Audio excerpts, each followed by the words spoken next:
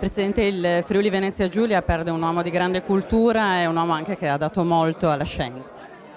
Sì, prima di tutto esprimo vicinanza alla famiglia.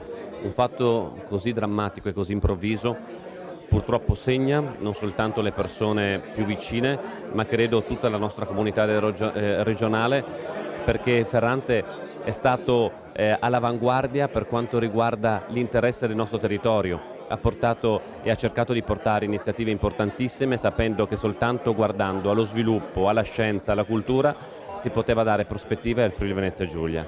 In questo momento ci sono ovviamente poche parole da dire, se non una profonda tristezza e la speranza che quello che ha fatto possa proseguire. Penso prima di tutto all'impegno che ci ha messo con ESOF 2020. Sono convinto che ci metteremo ancora più impegno anche per onorare tutti gli sforzi che ha fatti e per far vedere che lui non soltanto ha lavorato per raggiungere l'obiettivo di ESOF a Trieste, ma che noi saremo in grado di rendere grande questa iniziativa anche nel suo nome.